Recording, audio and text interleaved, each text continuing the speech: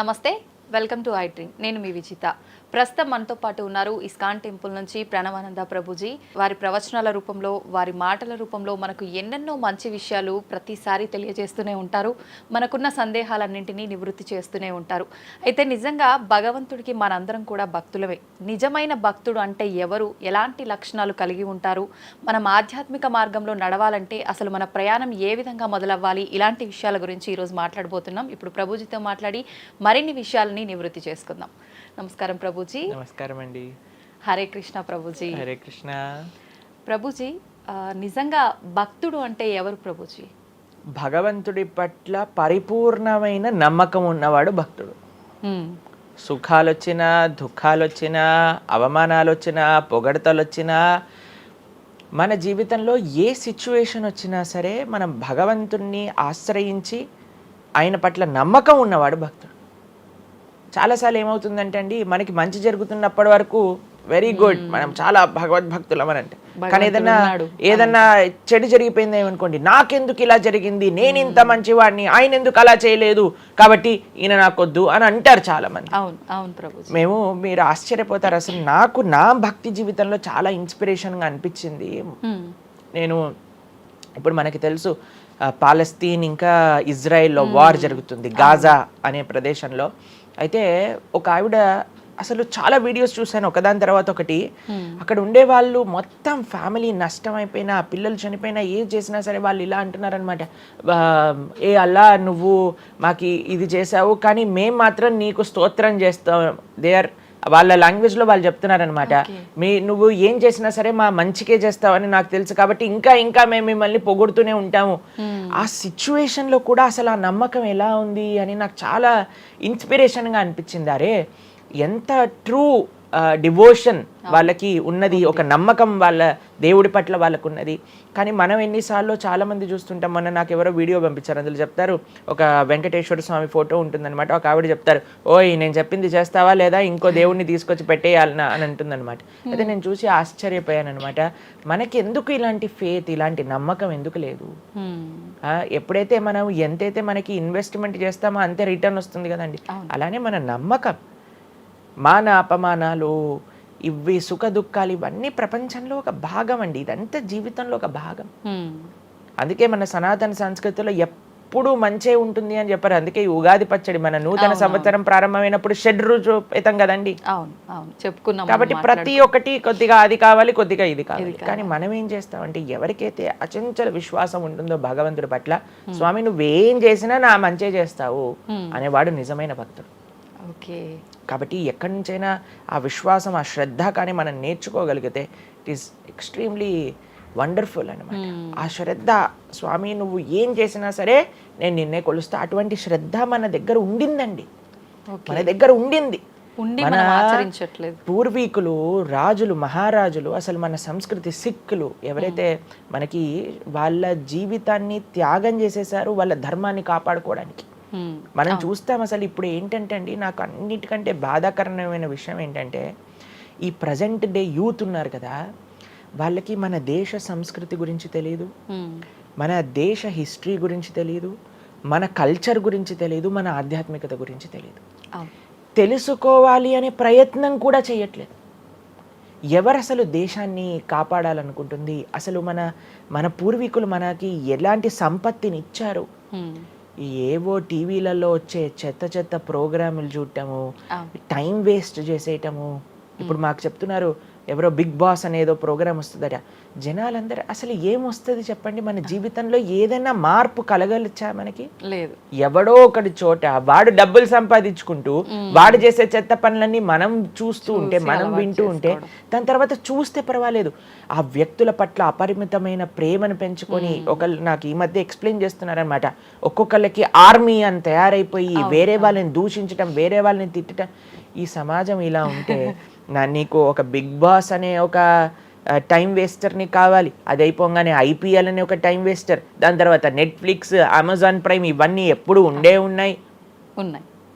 మనకి నిజంగా మేము కొన్నిసార్లు యూత్ని కలిసినప్పుడు అడుగుతామండి, అరే మన దేశ రాజకీయాల గురించి తెలుసా అని అంటే, తెలుసండి.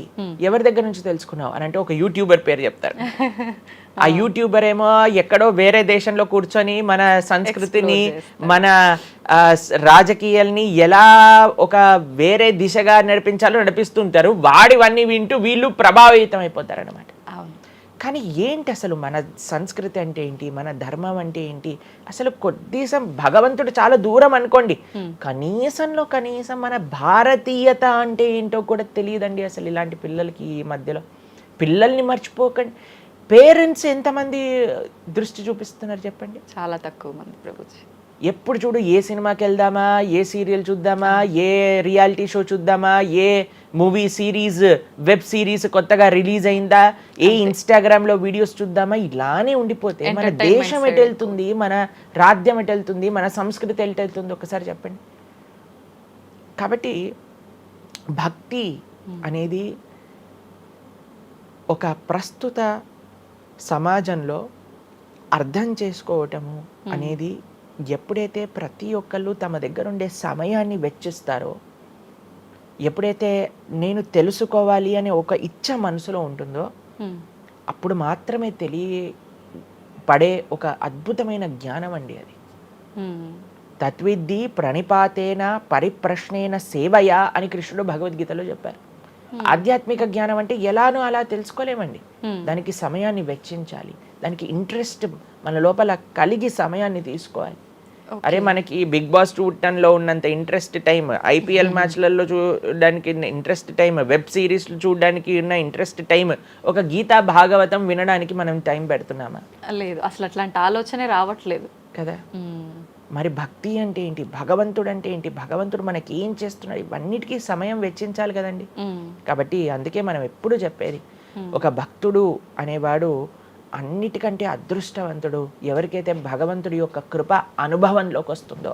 అటువంటి అనుభవం కానీ మనం పొందాలి అని అనుకుంటే మనం సమయాన్ని కేటాయించాలి. ఇది చాలా ముఖ్యమైన విషయం. అయితే మనం ఆధ్యాత్మిక ప్రయాణం మొదలు పెట్టాలి అంటే ముందుగా చేయాల్సిన పని, మొట్టమొదటి అడుగు ఆధ్యాత్మిక ప్రయాణం ముందు పెట్టాలి అని అంటే ఇన్స్టాగ్రామ్, వాట్సాప్ని తగ్గించాలి. ఓకే. ఇంతకు ముందు ఏకాదశి, ఇప్పుడు రేపు ఏకాదశి ఉపవాసం అంటే నిర్జల ఉపవాసం అని లేదా పలాహార ఉపవాసం అని అలా చెప్తారు. కొన్ని సంవత్సరాలు అయిపోయాక ఉపవాసం అని అంటే కనీసం ఈ రోజైనా ఫోన్ చూడొద్దు అని చెప్పే రోజులు కూడా వస్తాయేమో అనిపిస్తుంది. ఎందుకంటే ప్రతిసారి కూడా అడిక్టెడ్ జనాలందరూ కూడా వాట్సాప్ వీడియోలు, స్టేటస్లు, ఇన్స్టాగ్రామ్, యూట్యూబ్, టీవీ వీటితో అడిక్ట్ అయిపోయి ఎంత సమయాన్ని వెచ్చిస్తున్నారు. అసలు మీరు అన్నట్టుగా జపం చేయడానికి అడుగురా అంటే జపం చేయడానికి సమయం లేదంటారు, వాట్సాప్ స్టేటస్ మాత్రం చూడడానికి సమయం ఉంటుంది. ఎంత విచిత్రం చెప్పండి.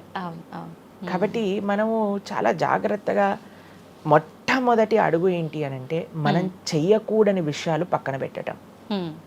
ఏంటి? అక్కర్లేని విషయాలు వినటం, అక్కర్లేని విషయాలు మాట్లాడటం, అక్కర్లేని విషయాల గురించి ఆలోచనలు చేయటం. వీటన్నిటిని పక్కన పెట్టి 4 నియమాలు చెప్పారండి మన శాస్త్రంలో భక్తిలో ముందుకెళ్ళడానికి, ధర్మ మార్గంలో ముందుకెళ్ళడానికి. మద్యం పానం శ్రియాసూన యథా అధర్మశ్చ చతుర్విధం అని భాగవతం చెప్తుంది. 4 రకములైన తప్పుడు అలవాట్లను మనం నిషేధన చెయ్యాలట. ఏంటి ఆ 4? మద్యము అని అంటే మద్యాన్ని సేవించటం, ఎనీ టైప్ ఆఫ్ ఇంటాక్సికేషన్ అని అనుకోండి, సిగరెట్లు కానీ, మందు కానీ, గుట్కా, మానిక్ చంద్, పాన్, ఇంకేమంటారు టొబాకో, ఇవన్నీ డ్రగ్స్, ఇవన్నీ అసలు చెప్తూ ఉంటే మిగతా ఎనీ కైండ్ ఆఫ్ ఇంటాక్సికేషన్ దీన్ని పక్కన పెట్టాలి. మనం భక్తి మార్గంలో ముందుకెళ్ళాలి అని అంటే చెప్తున్నాను. 2 మద్యం పానం శ్రియ అసూన. జూదము ఇంతకుముందు జూదం ఆడుతూ ఉండేవారు, మనకు తెలుసు పాచికలాట అని అనేవారు. మహాభారతంలో యుధిష్ఠిర మహారాజు గారు ఆడినప్పుడు ఏమైంది వాళ్ళ జీవితంలో మనందరికీ తెలుసు. ఎన్ని కష్టాలు పడాల్సి వచ్చింది, ఆస్తంతా వెళ్ళిపోవాల్సి వచ్చింది, అరణ్యానికి పాలవ్వాల్సి వచ్చింది. చాలా మంది అడుగుతారు ఎందుకు మహాభారతం యుధిష్ఠిరుడు ఆడాడు. ఆయన ఆడి చూపించారు, అయ్యా ఆడితే ఈ పని అవుతుంది. ఎగ్జాంపుల్ సెట్ చేయడానికి ఆయన చేశారు. సరే ఆయన చేసింది తప్ప కాదా, ఆయన ఏం అనుభవించారో తెలుసు కదండి. మనం ఎందుకు చెయ్యాలి ఆ పని? ఇప్పుడు జూదం యొక్క విపరీతమైన కాన్సిక్వెన్సెస్ తెలుసా అండి. ఇప్పుడు బెట్టింగ్ గేమ్లని, ఐపీఎల్ మ్యాచెస్ కి బెట్టింగ్స్ అని, లేదా ఏది వస్తే దానిపైన బెట్టింగ్లు పెట్టడం, అవి ఇవి ఎన్ని అప్లికేషన్స్ తయారైపోయి ఎన్ని ఒక యువతని ఒక తప్పుడు మార్గంలో పెట్టడానికి అసలు మాకు అప్పుడప్పుడు మేము యూట్యూబ్ చూస్తాం కదండి ప్రవచనాలు వినడానికి, మా గురువు గారి ప్రవచనాలు వినడానికి మేము చూస్తుంటాం అనమాట. అప్పుడు వస్తుంది రమ్మీ సర్కిల్ అని యాడ్ వస్తుంది అనమాట. ఇప్పుడు పేరు చెప్తున్నారు ఎందుకు ప్రభుజీ అని మీరు అనుకోవచ్చు. ఎందుకంటే పెద్ద పెద్ద సినిమా యాక్టర్స్ వాళ్ళు ప్రమోట్ చేసేది రమ్మీ సర్కిల్ అని, మాణిక్ చంద్ కంపెనీస్ని, గుట్కాలని, తర్వాత ఏవైతే అన్హెల్దీ ప్రోడక్ట్స్ కోక్ ఇలాంటివి ఏవైతే సాఫ్ట్ డ్రింక్స్ కూల్ డ్రింక్స్ ఉంటాయో వాటిని మీరు ఒక్కసారి ఆలోచన చేయండి. వాళ్ళు నిజమైన శ్రేయోభిలాషులా మనకి ఒక్కసారి ఆలోచన చేస్తే మనకు అర్థమవుతుందని. మొత్తం ఒక దగ్గర ప్రపంచం అంతా ఇవి తప్పు, ఇవి మీకు మంచిది కాదు అని మొత్తుకుంటుంటే మీరు ఎవరైతే మీరు హీరోయిన్ నా రోల్ మోడల్ అని అనుకుంటున్నారో వాడు మీకు నేర్పించేది ఏంటి అని అంటే, నువ్వు ఈ పేకాట ఆడు, నువ్వు గుట్కా తిను, నువ్వు కూల్ డ్రింక్ తాగు, నీ జీవితం ఏమైనా మాకు పర్వాలేదు. మేము ఎక్కడికి వెళ్ళినా నోరు నొప్పొచ్చేటట్టు అరిచి చెప్తున్నా, అయ్యా ఇవి మంచిది కాదు, మీరు మంచి మార్గంలో ఉండండి, ఆరోగ్యాన్ని జాగ్రత్తగా పెట్టుకోండి, మనసు జాగ్రత్తగా ఉండండి, ధర్మాన్ని ఆచరణ చేయండి అని మేము చెప్తుంటే, కానీ జనాలకి వీటిలలో ఇంట్రెస్ట్ లేదు. వీళ్ళకి నా రోల్ మోడల్ వాళ్ళు, నా రోల్ మోడల్ ఇది అని ప్రొద్దు నుంచి రాత్రి దాకా ఇన్స్టాగ్రామ్లో చూడటం, వాళ్ళగా మాట్లాడటం, వాళ్ళగా వస్త్రాలు వేసుకోవటం, వాళ్ళలాగా మేము కూడా వాళ్ళలాగా అవ్వాలి అని అనుకుంటే వాళ్ళు ఏం నేర్పిస్తున్నారు మీకు ఒక్కసారి ఆలోచన చేయండి. ఎంతమంది దేశంలో ఉండే యువత మొత్తం కూడా తప్పుడు మార్గంలోకి వెళ్తే మన భారతదేశ భవిష్యత్తు ఏం కావాలో ఒకసారి చెప్పండి. కాబట్టి ఫస్ట్ ఏమన్నా మనం ఇంటాక్సికేషన్, సెకండ్ గ్యాంబ్లింగ్ అని అంటారు, జూదం, ఏ ప్రకారమైన జూదమైనా సరే దాన్ని పక్కన పెట్టాలి. మూడవది మాంసాహారాన్ని సేవించటం, ప్రాణిహింస చెయ్యకూడదు, భగవద్భక్తి మార్గంలో ముందుకెళ్ళాలి, భగవంతుని తెలుసుకోవాలి అని అంటే మనం లాస్ట్ టైం దీని గురించి మాట్లాడుకున్నాం, మనం ఎక్స్ప్లెయిన్ చేసాం అనమాట క్లియర్గా ఎందుకు మనం మాంసాహారాన్ని స్వీకరించకూడదు అని. అది భౌతికంగా మనకి మంచిది కాదు, ఆరోగ్యరీత్యా మంచిది కాదు, ఎమోషనల్గా మంచిది కాదు, ఎన్వైరన్మెంటల్గా మంచిది కాదు, స్పిరిచువల్గా మనకి మంచిది కాదు అని ఈ రీజన్స్ అన్ని చెప్పాం. అయితే నిన్నటి రోజున మాకు ఆ వీడియో పంపించారనమాట. సరే ఏమున్నాయి అబ్బా కమెంట్స్లో అని చదువుతుంటే చాలా మంది అన్నారు, రోజు ఈ వీడియో చూడటం వల్ల మేము మాంసాహారం తినటం మానేసాము, మాకు క్లారిటీ వచ్చిందని చాలా కమెంట్స్ ఉన్నాయి. కొంతమంది ఏం రాశారు తెలుసా అండి, మరి ప్లాంట్స్కి, మరి ఆకుకూరలకి, తర్వాత మనం పండించే మొక్కలకు కూడా ప్రాణం ఉంది కదా అని. మీకు ఒక విషయం చెప్తాను, చాలా మంది ఈ ఆర్గ్యుమెంట్స్ చెప్తారండి, నాన్ వెజిటేరియన్ మానేసేయండి అని అంటే, మరి మీరు జీవహింస చేయట్లేదా, మీరు కూడా మొక్కల్ని కట్ చేస్తున్నారు కదా అని అడుగుతారు. ఇప్పుడు దానికి 2-3 విషయాలు మీకు ప్రస్తావన చేస్తాను. ఒకటి, మీరు పాలకూరని, గోంగూరని, తోటకూరని కొయ్యడానికి వెళ్ళినప్పుడు అది గట్టిగా అరుస్తూ చంపేయకు నన్ను, ఏదో ఒక రక్తం కారటం, అది ఇలా గార్లో ఎగరటం, ఇలాంటివి చేస్తుందా అండి? లేదు. ఎప్పుడైనా మీరు ఆపిల్ పండుని కొయ్యడానికి వెళ్ళినప్పుడు ఆపిల్ పండుని ఇలా అనగానే దాంట్లో నుంచి రక్తం చెట్టులో నుంచి దారాలుగా కారుతుంటుందా అండి? అదేమైనా గట్టిగా అరుస్తుందా అని కొంతమంది అంటారు, అది అరుస్తుంది మనకి వినిపించదు. మనకి ఒకసారి అర్థం చేసుకోవాలి, ఒక ప్రాణికి, ఒక వెల్ డెవలప్డ్ కాన్షియస్నెస్ ఉన్న వ్యక్తికి, లేదా ఒక పర్సనాలిటీకి, లేదా ఒక ప్రాణికి, లేదా ఒక ప్లాంట్కి ఏంటి వ్యత్యాసము అనేది మనం తెలుసుకోవాలి. దాంతోపాటు ఇంకొక విషయం చెప్తాను, మరి ప్లాంట్స్ని తినచ్చు, యానిమల్స్ని తినకూడదు అని ఏంటి ప్రమాణము అనంటే, భగవంతుడు మనకి ఈ విషయాన్ని ప్రస్తావన చేశారు, స్వామి మనకి ఈ విషయాన్ని ఉపదేశం చేశారు. అయ్యా, నువ్వు కేవలం శాకాహారాన్ని మాత్రమే తినవచ్చును, సాత్విక ఆహారాన్ని మాత్రమే తినవచ్చును. ఎక్కడ చెప్పాడు భగవంతుడు? పత్రం పుష్పం ఫలం తోయం యోమే భక్తా ప్రయశ్చతి. పత్రం పుష్పం ఫలం తోయం, నువ్వు ఫలములను, తర్వాత ఆకులను, నీటిని, పాలను, వీటితో సంబంధించినవి ఏవైనా సరే తయారు చేయొచ్చు, భగవంతుడికి నివేదన చేయొచ్చు, స్వీకరించవచ్చు. కాబట్టి మన శాస్త్రములు దేన్నైతే యాక్సెప్ట్ చేశాయి, ఇప్పుడు చెప్పాయనుకోండి, సరే ఈ ప్లాంట్స్లలో కూడా ప్రాణం ఉందయ్యా, ప్లాంట్స్ కూడా తినకు అని అంటే ఏం చేస్తామండి? గాలిని పీల్చుకుంటామా? సన్లైట్ తో బతుకుతామా మనం ఏమన్నా ప్లాంట్స్ బతికినట్టుగా? ఏదో ఒకటి కావాలి కదా ఆహారం. కాబట్టి అన్నిటికంటే లీస్ట్ హింస, అహింస అంటే అన్నిటికంటే లీస్ట్ హింస ఎక్కడ ఉంటుందో అది. కాబట్టి మనకి శాస్త్రం ఆమోదన చేసింది, నువ్వు ఈ ఏవైతే హర్బివోరస్ అని అంటారు చూడండి, ఏవైతే పశుపక్షాదులు కాకుండా ఏవైతే మొక్కలు ఉంటాయో, ఏవైతే ధాన్యం ఉంటుందో, ఏదైతే ఫలములు ఉంటుందో దాన్ని స్వీకరించు అని. తర్వాత రెండో ఆర్గ్యుమెంట్ ఏం చేస్తారు తెలుసా అండి, నాన్ వెజిటేరియన్ అనగానే మనం కానీ తినకపోతే వాటి పాపులేషన్ మొత్తం పెరిగిపోయి పెరిగిపోయి పెరిగిపోయి పెరిగిపోయి మనల్ని చంపేస్తుంది. అయ్యా నువ్వొక్కడు మారటం చేత ఏమీ అవ్వదు. అవును, మొత్తం మారిపోదు. ప్రపంచం ఎలా వెళ్తుందో కొంతమంది మూర్ఖులు ఉంటారు, ఎంత చెప్పినా మారని వాళ్ళు వాళ్ళ పని చేసుకొని ఇవ్వండి. అంతే. భగవంతుడు బ్యాలెన్స్ ని తయారు చేశారండి. ఆ భగవంతుడు ఆ బ్యాలెన్స్ ని క్రియేట్ చేస్తారు. నువ్వు ఆ ధర్మాన్ని ఆచరించకుండా ఉండు. కాబట్టి 3 చూసాం. ఏంటి? మద్యం, పానం, శ్రియ, సూన. ఒకటి intoxication, gambling, meet eating. Last Prabhuji ఒక చిన్న డౌట్. ఇప్పుడు మాంసాహారం తినొద్దు, మన శాస్త్రంలో ఎక్కడ తినమని చెప్పలేదు అని అన్నారు కదా, మరి గ్రామ దేవతలకి కోళ్ళు, మేకలు ఇలాంటివన్నీ బలిస్తుంటారు కదా, మరి అది ఎక్కడ ఉంది అసలు? మీరు అమ్మవారిని జగన్మాత అని పిలుస్తారు తెలుసా? మీరు ఎప్పుడైనా అంటారా? అమ్మ అంటారు, అంతేనా? ఒక తల్లికి, ఒక తల్లితనంలో మీరు కూడా మదర్ కదండి, మీ పిల్లలకి ఏదైనా ఒక చిన్న బాధ కలిగితే మీరు ఓర్చుకోగలుగుతారా చెప్పండి? లేదు. అస్సలంటే అసలు అలాంటి ప్రస్తావనే తేయకూడదు ప్రభుజీ అని అంటారు. అవును, అంతేనా కదా? మరి జగన్మాత అని మనం అంటున్నప్పుడు ఆ జగత్తుకి తల్లి, జగత్తు మొత్తం అని అంటే ఆ పక్షి, ఆ ప్రాణి కూడా అదే జగత్తులో పుట్టిందే కదా, అంటే ఆ ప్రాణికి కూడా ఆవిడే కదా తల్లి. ఆ తల్లి ముందు మనం ఇలాంటి పనులు చేస్తే అమ్మకి నచ్చుతుందా నచ్చదా చెప్పండి? నచ్చదు. కాబట్టి ఇవన్నీ ఎక్కడొచ్చాయి అని అంటే మధ్యలో ఎక్కడో ఒక చోట కొన్ని తప్పుడు ఆచరణలన్నీ కూడా మన లోపలికి దూసుకొచ్చేసాయి అన్నమాట. కానీ బలి అనేది ఎప్పుడు ఇవ్వకూడదు. సాత్వికమైన ఆరాధన అన్నిటికంటే శ్రేష్టమైన ఆరాధన. ఈ బలులు ఇవ్వటం వీటన్నిటిని తామసిక ఆరాధన అని అంటారు. కాబట్టి మనము ఎంతైతే మీరు బలి అంటే ఏంటో తెలుసా అండి? ఏదో ఒకటి సమర్పణ చేయటము. సమర్పణ చేయటాన్ని, దాంట్లో ప్రాణిని సమర్పణ చేయటం కంటే మనకుండే అహంకారాన్ని సమర్పణ చేస్తే అమ్మవారు ఇంకా ఆనందిస్తారు. మన దగ్గర ఉండే దంభాన్ని సమర్పణ చేసేస్తే, బలిచ్చేస్తే ఇంకా ఆనందంగా ఉంటారు. దంభము అని అంటే గర్వం. ఓకే. అహంకారము, దంభము, ఈ రెండిట్లో వ్యత్యాసం ఏంటో తెలుసా అండి? గర్వము అని అంటే మనం చేసిన దానికి మనం గర్వపడటం అనమాట. నేనే చేశాను, నా అంతటి వాడు లేడు. దంభము అంటే చెయ్యని దానికి కూడా గర్వపడడం. ఓకే. కాబట్టి మనకుండే అభిమానాన్ని, మనకుండే ఆ లోభాన్ని, వీటన్నిటిని అమ్మవారికి సమర్పణ చేయండి, ఇంకా మంచి, ఇంకా ఆనందిస్తారు. అందుకే మనం తల నీలాలు ఇస్తాం. చాలా మందికి తెలియదు అసలు దేవుడు ఏం చేసుకుంటాడండి మన జుట్టుని, డాండ్రఫ్ తోటి ఉన్న జుట్టుని.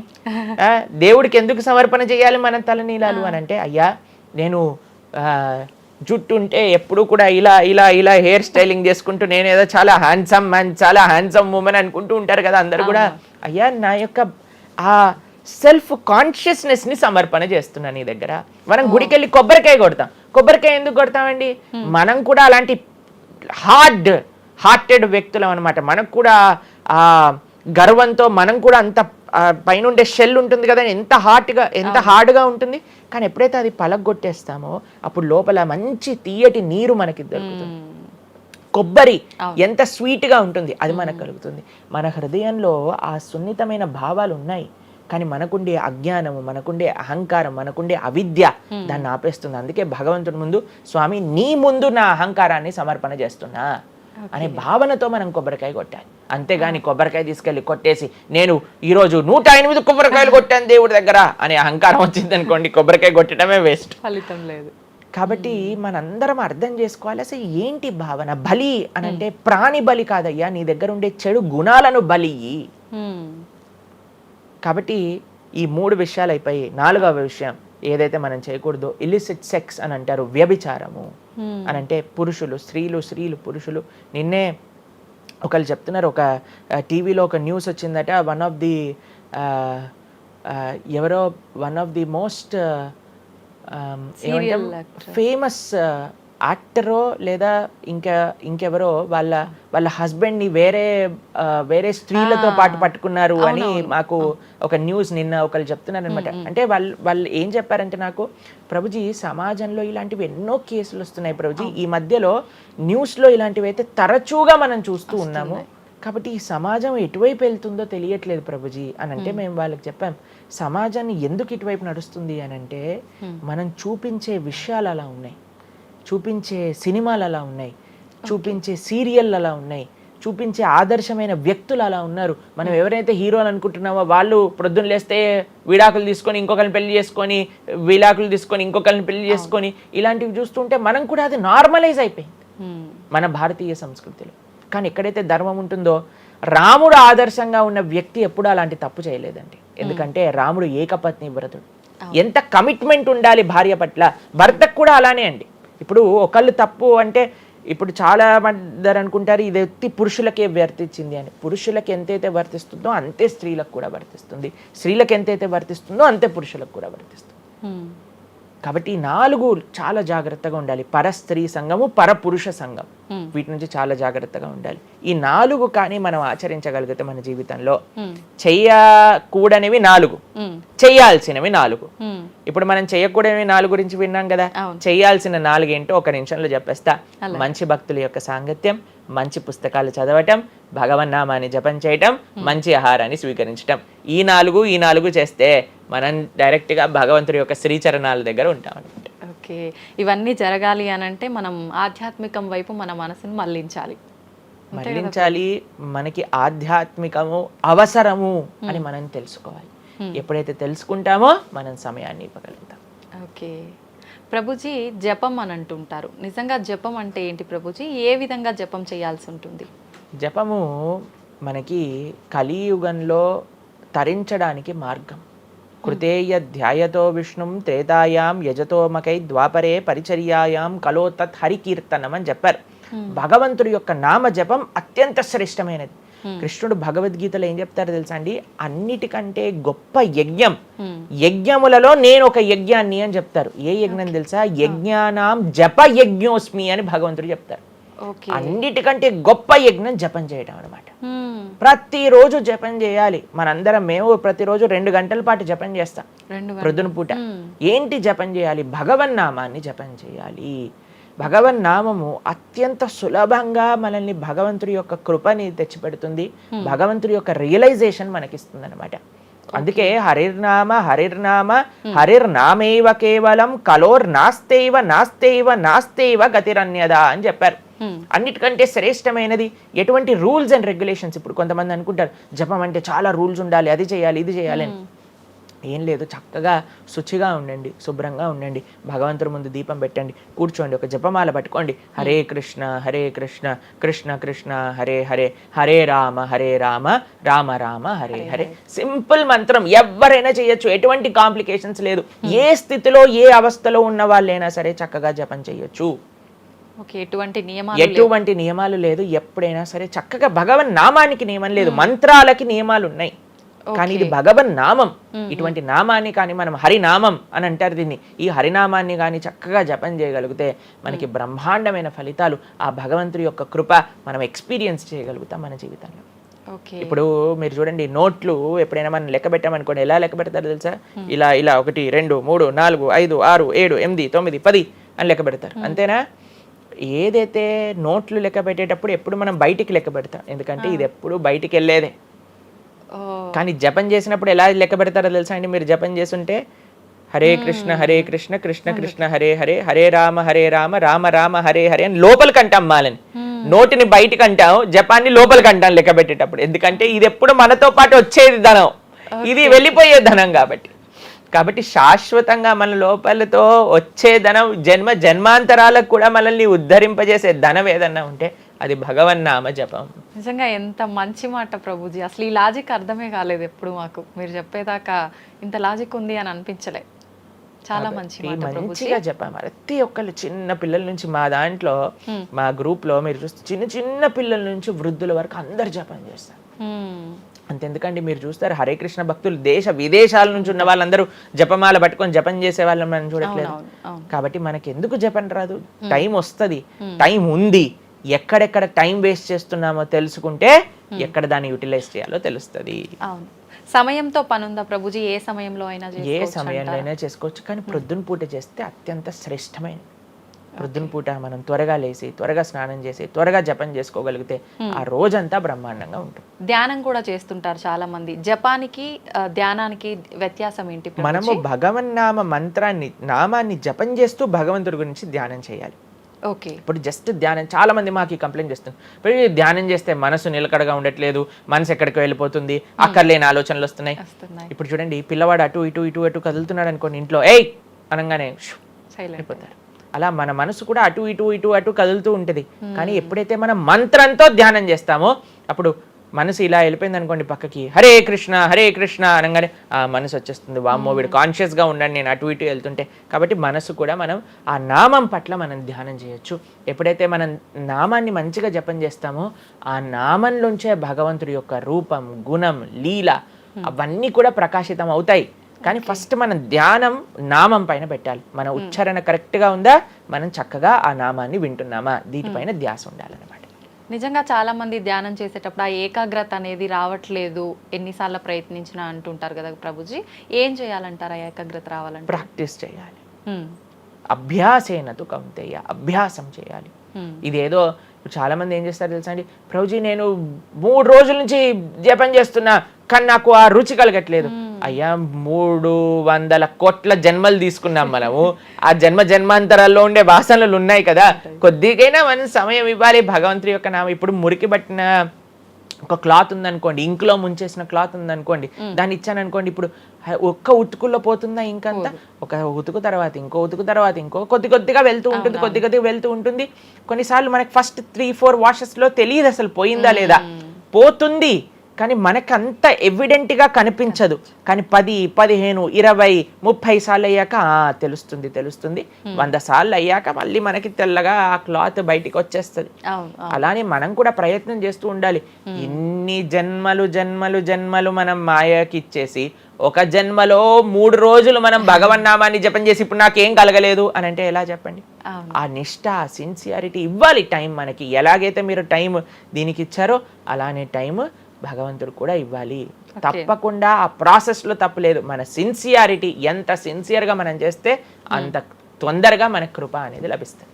ఓకే ప్రభుజీ, పునర్జన్మలు అని అంటుంటారు, పునర్జన్మలు ఉంటాయా? ఇందాక మీరు చెప్పినట్టు ఎన్నో జన్మల వాసనలు మనకి జన్మలో కూడా అవి ఉంటాయి అని చెప్పన్నారు కదా, ఆ వాసనలకు సంబంధించిన ఆ లైఫ్ని మళ్ళీ ఈ జన్మలో మనం అనుభవిస్తామా? తప్పకుండా.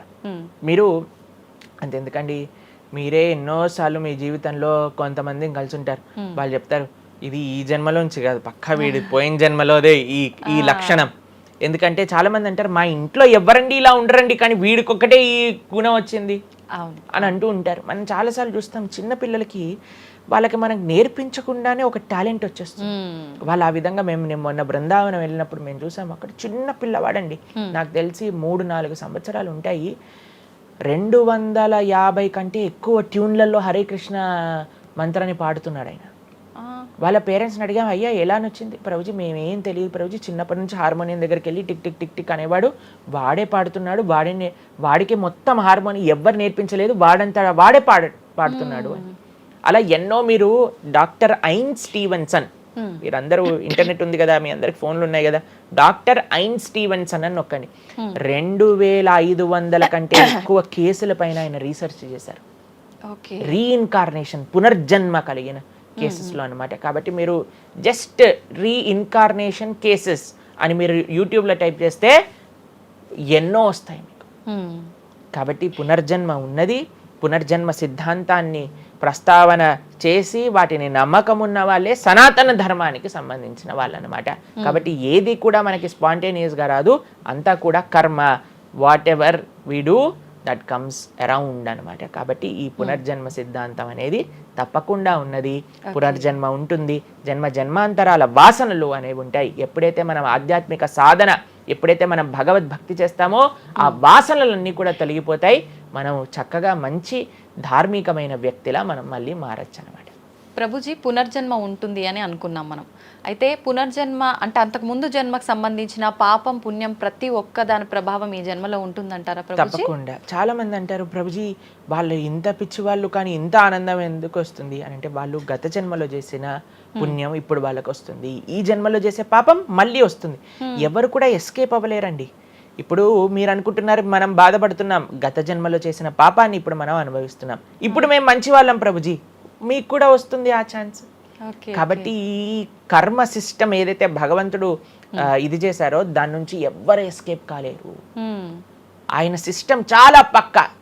ఇక్కడ ఉండే మనం అప్పుడప్పుడు ట్రాఫిక్ సిగ్నల్ని దాటేసి ట్రాఫిక్ పోలీస్ నుంచి ఎస్కేప్ అవ్వచ్చు, కానీ భగవంతుడి యొక్క రేడార్ నుంచి ఎస్కేప్ అవ్వలేదన్నమాట. ఎందుకంటే ఆయన హృదయంలో ఉండే కదా అన్ని నోట్ డౌన్ చేసుకునేది. కాబట్టి తప్పకుండా గత జన్మ పుణ్యము గత జన్మ పాప ఫలితాలు ఈ జన్మలో అనుభవించాల్సిందే. చాలా మంది మమ్మల్ని అడుగుతారు, ప్రభుజీ నరకానికి తీసుకెళ్తారు కదా. ఆ నరకానికి తీసుకెళ్తారు, మరి నరకంలోనే అంత అయిపోగొడితే మళ్ళీ ఈ జన్మలో ఇవ్వటం ఎందుకు? ఇన్స్టాల్మెంట్లో వస్తాయి, ఈఎంఐస్ కింద కట్టాల్సి వస్తుంది అనమాట మన ఫలితాన్ని. కొద్దిగా నరకంలో, కొద్దిగా ఈ జన్మలో, మళ్ళీ వచ్చే జన్మలో. ఒకటేసారి ఆ యొక్క ఫలితాన్ని కానీ ఇచ్చేస్తే మనం తట్టుకోలేము. కాబట్టి భగవంతుడి యొక్క కృప నిజంగా చెప్పాలంటే ఇన్స్టాల్మెంట్స్ లో వచ్చేది. ఇప్పుడు చూడండి, ఒకసారి 10 కోట్లు కట్టాలి అంటే అది ఈజీయా, లేదా ఇన్స్టాల్మెంట్ లో కట్టాలంటే ఈజీయా? అందుకే కదండి అందరు ఈఎంఐలు కావాలండి. అలానే పుణ్యం, అలానే పాపం కూడా. కొద్దిగా స్వర్గంలో అనుభవించు, కొద్దిగా ఇప్పుడు అనుభవించు, మళ్ళీ నెక్స్ట్ జన్మలో అనుభవించు. అది తప్పదు, ప్రతి ఒక్కళ్ళు అనుభవించాల్సిందే. లేకపోతే చెప్పండి, అసలు ఈ జన్మలో ఎందుకు కొంతమంది కష్టాలు అనుభవిస్తున్నారు? కొంతమందికి పుట్టుక నుంచే కష్టం వస్తుంది, కొంతమంది కొన్ని డిఫెక్ట్స్ తో పుడతారు. ఎందుకు? If god is equal to everybody, then why did god create different people differently అని అంటే భగవంతుడు తయారు చేయలే, భగవంతుడు ఇనిషియేట్ చేశారు ఆ సిస్టమ్ని. దాంట్లో మనం ఏ విధంగా చేస్తే ఆ కర్మ ద్వారా అలా మనం పుట్టవలసి వస్తుంది. కానీ మనము పాస్ట్ గురించి చింత, అయ్యో ఎన్ని పాపాలు చేశానో నాకు ఇది వస్తుంది, దీని గురించి చింత చేయకండి. అయ్యా నేను ఫ్యూచర్లో ఇది చేసి నేను ఇలా చేయబోతుంది, దాని గురించి ఇప్పుడు నీ దగ్గర సమయం ఉంటే నువ్వు ఇప్పుడు ధర్మాచరణ చెయ్యి, ఇప్పుడు భగవంతుడిని ఆశ్రయించు, ఇప్పుడు ధార్మికంగా ఉండు. భగవంతుడు దీన్ని రెండింటినీ తీసేస్తారా, ఆయన యొక్క లోకానికి మనం వెళ్ళవచ్చు. కాబట్టి భగవంతుడు అదే చెప్పారు, సర్వధర్మాన్ పరిత్యజ్య మామేకం శరణం వ్రజ అహం త్వాం సర్వ పాపేభ్యో మోక్షయిష్యామి మా శుచ. ఇది భగవంతుడు ఇచ్చిన ఒక ఆశ్వాసన భగవద్గీతలో. అన్నిటినీ వదిలిపెట్టేసాయి, అన్ని రకాల చెడు వస్తువుల్ని, అన్ని రకాల మంచి, నువ్వు నాకు శరణు వేరు, నేను నీ పాప పుణ్యాలు మొత్తం తీసేస్తాను. యద్గత్వా నివర్ధంతే తద్ధామ పరమం మమ. భగవంతుడి దగ్గర నుంచి చేరుకున్నాం అనుకోండి, మళ్ళీ ఈ ప్రపంచంలో ఈ యొక్క కష్టాలు ఉండే ఈ నేలపైన మళ్ళీ రావాల్సిన అవసరం లేదు. స్వామితో బ్రహ్మాండంగా స్వామి యొక్క సేవలో సుఖంగా ఉండొచ్చు మరి. ఓకే, అయితే ప్రభుజీ చాలా మంది చెప్తుంటారు అన్ని అనుభవించండి తప్పదు అన్నప్పుడు ఎందుకు భగవంతుని ఆరాధన చెయ్యాలి అని. వాళ్ళందరికీ ఇది మంచి సమాధానం ప్రభుజీ. నిజంగా చాలా మంది ఇదే అంటుంటారు, అంతే కదండి, ఎంత భగవంతుని ఆరాధించినా ఈ కష్టాలు తప్పట్లేదు, అసలు లైఫ్ ఏం చేంజ్ అవ్వట్లేదు, మనశ్శాంతి లేదు, ఎందుకు అసలు ఆరాధించాలని చెప్పి అసలు భగవంతుని పూజించడం కూడా మానేస్తుంటారు. మళ్ళీ ఇప్పుడు ఆపేస్తే మళ్ళీ నెక్స్ట్ ఏంటి అని ఆలోచన చేయాలి.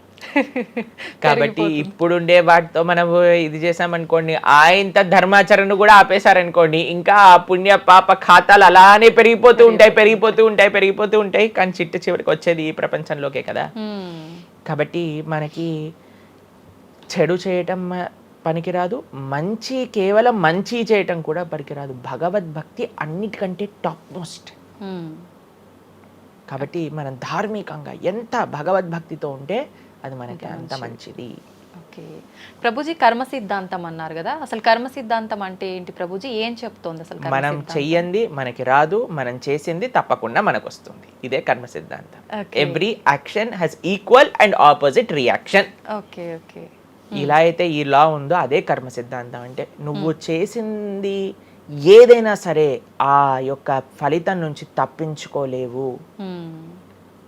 తర్వాత ఏదైతే నువ్వు చేసావో దాని నుంచి తప్పించుకోలేవు. మంచైనా చెడైనా, మొన్న అయింది నీకు ఈ రోజు వస్తుంది, ఈ రోజు చేసిన దానికి రేపు వస్తుంది. ఇదే కర్మ సిద్ధాంతం అంటే. కాబట్టి ఎప్పుడు ఇది మన మనసులో ఉండాలి. అరే ఈ రోజు నాకు ఏదైనా బాధ ఉంటే నేను ఏదో చేశానేమో, కాబట్టి ఏదో చేశాము అయిపోయింది, ఈ రోజు ఈ కష్టం వచ్చింది, కృష్ణ నువ్వు నాకు శక్తినివ్వు ఈ కష్టాన్ని ఎదుర్కోవడానికి. ఇప్పటి నుంచి నేను ఇలానే మంచిగా ఉంటాను, ఎప్పుడూ అధర్మం వైపు వెళ్లకుండా ఉంటాను, స్వామి నువ్వే రక్ష అని ఆ ధర్మ చింతన ముందుకు తీసుకెళ్ళటం. ఇప్పుడు కానీ మనం ఆ ధర్మ సంకల్పం చేసుకుంటండి, రేపటి రోజున మరి చాలా మంది అంటే రేపు ఎవరు చూసారో లేదో, అయ్యా రేపు ఎవరు చూసారో లేదో అని కానీ మీ పిల్లవాడు చెప్పి నేను ఇప్పుడు కష్టపడను, రేపు నాకు ర్యాంక్ వచ్చాక నాకు ప్లేస్మెంట్ వస్తుందో లేదో నాకేం గ్యారంటీ ఉంది కాబట్టి నేను చదవను అన్నాడు అనుకోండి, ఏం చెప్తారు మీరు? నాన్న నువ్వు ప్లేస్మెంట్ గురించి బాధపడకు, ఫస్ట్ నీ కర్తవ్యం చదవటం నువ్వు చదువు, అంతే. దాని తర్వాత నీకు వస్తుంది, నీ జీవితం సెటిల్ అవుతుంది, అంతే కదండి. అంతే మనం కూడా లేదు రేపు ప్రొద్దున ఎవరు చూశారు స్వర్గాన్ని నరకాన్ని, కాబట్టి నేను ఇప్పుడు ధర్మాచరణ చెయ్యను అని అంటే మీ పిల్లవాళ్ళు కూడా ఎక్కడైతే చదవను అని అంటారో అలానే మనం కూడా తయారవుతాం. చాలా మంది అండి పెద్దవాళ్ళు పిల్లలకి మాత్రం మంచి నీతులు చెప్తారు, కానీ వాళ్ళ దగ్గరకు వచ్చేసరికి వాళ్ళు ఆచరించడానికి రెడీగా ఉంటారు అనమాట. అవును అవును. కాబట్టి మీరు ఒక్క విషయాన్ని ఆలోచించండి, మీరు ఏం చెప్తున్నారో అది మీరు ఫాలో అవుతున్నారా? పెద్దలు ఫాలో అవుతేనే అది పిల్లలు ఆచరిస్తారు, లేకపోతే ఆచరించరు. పిల్లలకి స్కూల్ ఎలానో మనకి భగవంతుడి యొక్క సృష్టి చేసిన ఈ ధర్మం అలాంటిది. కాబట్టి ఈ రెండిట్లో మనం చాలా జాగ్రత్తగా ఉండాలి. ప్రభుజీ, చాలా మంది ఏ పని చేయాలన్నా కూడా ముందు వెనుక ఆలోచించి ప్రతిదీ జ్యోతిష్యాన్ని పట్టి దాని ప్రకారంగానే పనులు చేస్తూ ఉంటారు. నిజంగా జ్యోతిష్యాన్ని నమ్మొచ్చు అంటారా? జ్యోతిష్యం 100% కరెక్టే, కానీ జ్యోతిష్యాన్ని నువ్వెంత సీరియస్గా తీసుకోవాలి అది ఆలోచించాల్సిన విషయం. జ్యోతిష్య శాస్త్రం అది, శాస్త్రం ఎప్పుడూ కూడా కరెక్టే, కానీ మనకి ఎంత అవసరం అది.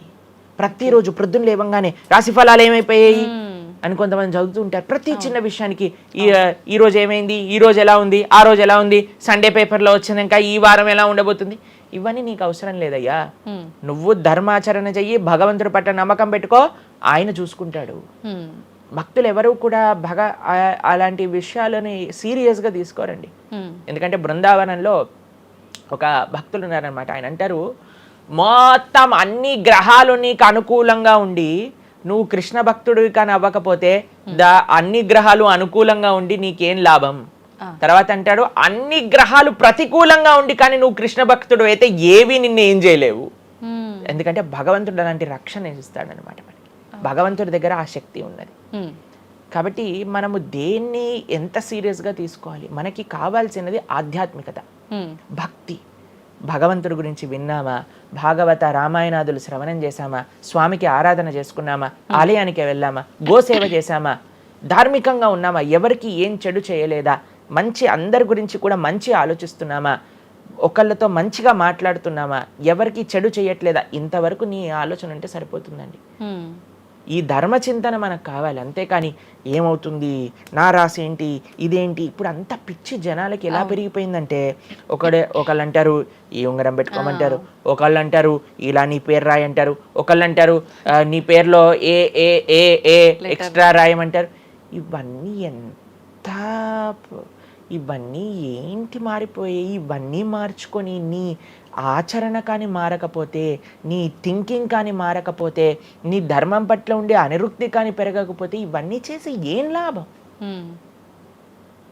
కాబట్టి మనం ఎసెన్స్ ఆఫ్ ధర్మ భగవంతుడి ఆరాధన.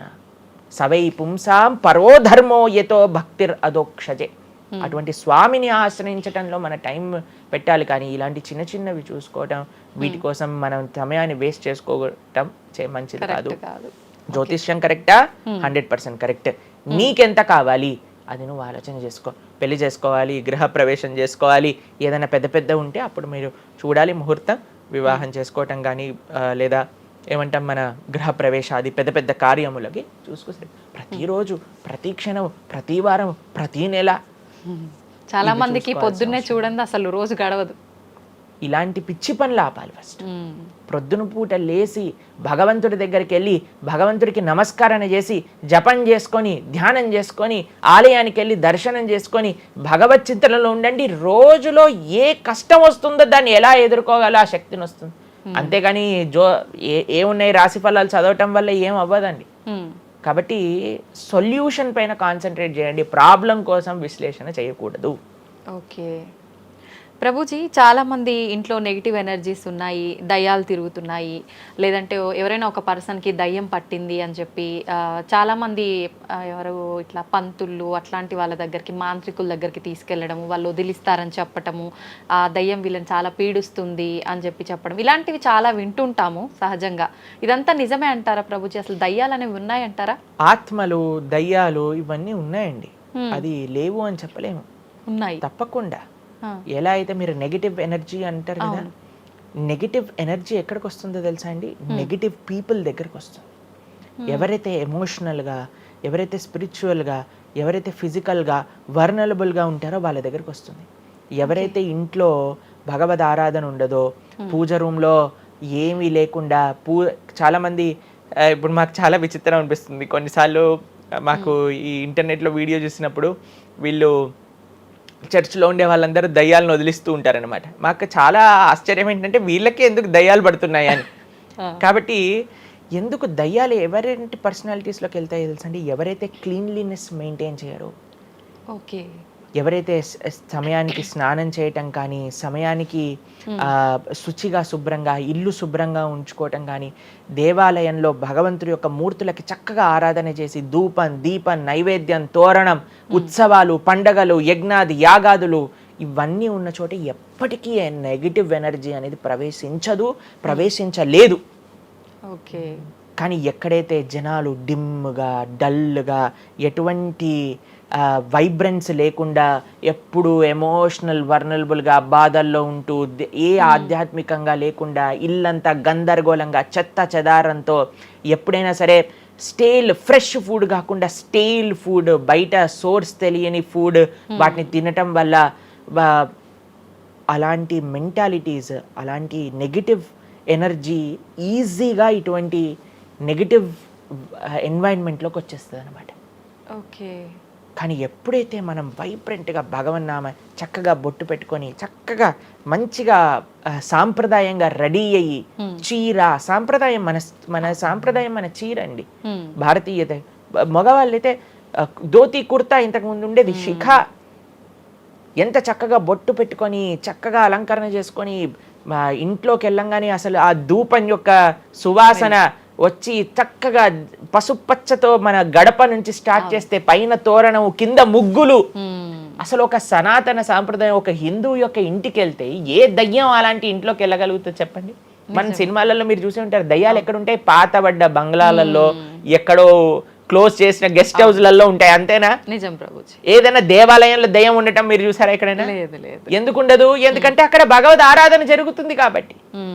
ఏ ఇంట్లో అయితే నిరంతర భగవద్ ఆరాధన ఉంటుందో, ఏ ఇల్లు అయితే వైబ్రెన్స్ గా ఇంటి బయట ముగ్గు నుంచి ప్రారంభమై ఇంటి లోపల దేవాలయంలో దీపము నిరంతరము కూడా ఉంటుందో, భగవద్ ఆరాధన జరుగుతుందో, భగవన్నామ జపం జరుగుతుందో, శాస్త్రాన్ని పారాయణ చేస్తున్న విష్ణు సహస్రనామం హరే కృష్ణ మహామంత్ర కీర్తన యజ్ఞము యాగము ఉత్సవాలు చేస్తూ అటువంటి ఇంట్లో అటువంటి వ్యక్తులకి ఎప్పుడూ రాలేదండి. ఎవరైతే తన నుదిటిన తిలకాన్ని అలంకరణ చేసుకొని చక్కగా సాంప్రదాయంగా ఉంటారో, శుచి శుభ్రత పాటిస్తారో, చక్కగా ఆలయానికి వెళ్ళి గోసేవ చెప్పండి, అలాంటి వాళ్ళకి ఎప్పుడైనా ఇలాంటి నెగిటివ్ ఎనర్జీ అటాక్ అవుతుందా అంటే అస్సలు కాదు. ఎవరైతే గ్లూమీగా డిప్రెస్డ్గా ఏం లేకుండా ఏ వస్త్రాలు పడితే ఆ వస్త్రాలు వేసుకోవటం, దేవుడు కొంతమంది ఆలయంలోకి వెళ్ళామనుకోండి, ఇంట్లో పూజ రూమ్లోకి వెళ్ళామనుకోండి, పండగ నుంచి పండగ మాత్రమే దీపం పెడతారు, లేదా అస్సలు ఆ పూలు అలానే ఉంటాయి 15-20 రోజుల వరకు. అవును ప్రభు. అలాంటి ఇంట్లలో నెగిటివ్ ఎనర్జీ రాకపోతే ఇంకేమొస్తుంది చెప్పండి? కాబట్టి నెగిటివ్ ఎనర్జీ ఉందా? ఈ దయ్యాలు ఆత్మలు ఉన్నాయా? ఉన్నాయి. ఎవరి దగ్గరికి వెళ్తాయి? అటువంటి మెంటాలిటీ ఉన్న వాళ్ళ దగ్గరికి మాత్రమే వెళ్తాయి. ఓకే. మనం కానీ ఎప్పుడైతే మనకి రక్షణ, అందుకే మనం తులసి మాల వేసుకుంటాం. తులసి మాల ఇప్పుడు చూడండి, మేము నరసింహ కవచాన్ని ధరించామన్నమాట. ఇవన్నీ నరసింహ ఆరాధన, నరసింహ కవచాన్ని ఎప్పుడైతే మనం చేస్తామో, ఎప్పుడైతే మనం భగవన్నామ స్మరణ చేస్తామో తులసి మాల ధరించాలి. తులసి మాల చాలా మంది ఇప్పుడు ధరిస్తున్నారు కానీ నియమాలను పాటించట్లేదు. ఏంటి నియమాలు? తులసి మాల వేయాలి అని అంటే మనము భగవత్ ప్రసాదాన్ని మాత్రమే నైవేదన చేసి తీసుకోవాలి, మాంసాహారాన్ని తినకూడదు, ఎల్లిపాయలు ముట్టుకోకూడదు. ఇవన్నీ కూడా నెగిటివ్ థింగ్స్ అన్నమాట, తామసిక రాజసీకమైన విషయాలు. కాబట్టి ఇవి చక్కగా ఇవన్నీ మానేసామనుకోండి. తులసిమాల ధరించడం అంటే ఏంటి అంటే చూపిస్తున్నాం అనమాట, మన దగ్గర ఎటువంటి తామసిక రాజసీక ప్రవృత్తులు లేవు, మేము సిద్ధ సాత్విక ప్రవృత్తిలో ఉన్నాం. దయ్యం అక్కడ నుంచి వచ్చింది కూడా యూటర్న్ తీసుకొని వెళ్ళిపోతుంది అనమాట ఇవి చూడంగానే. కాబట్టి అది చాలా ముఖ్యం. ఎప్పుడైతే మన ఆచరణ బాగుంటుందో, ఎప్పుడైతే మనం ధార్మికంగా ఉంటామో, ఎప్పుడైతే భగవద్భక్తులై ఉంటామో, ఏ నెగిటివ్ ఎనర్జీ మనల్ని ఏం చేయలేదు. ఓకే, మొత్తానికి ఉన్నాయి దయ్యాలు, ఉన్నాయి, జాగ్రత్త. మనం మంచిగా భక్తి పరంగా ఉండండి, ధార్మికంగా ఉండండి, చక్కగా ధర్మాచరణ చేయండి, మీకేం భయం లేదు. కానీ ఎక్కడైతే ఇవన్నీ జరగవో అక్కడ ఉంటాయి. అందుకే ఆధ్యాత్మిక మార్గంలో నడవాలి అందరం కూడా. కృతజ్ఞతలు ప్రభుజీ, నిజంగా చాలా మంచి మంచి విషయాలు తెలుసుకుంటున్నాం మీ ద్వారా. ఇంకా ఇంకా తెలుసుకోవాలని కోరుకుంటున్నాం. ధన్యవాదాలు ప్రభుజీ. హరే కృష్ణ. హరే కృష్ణ.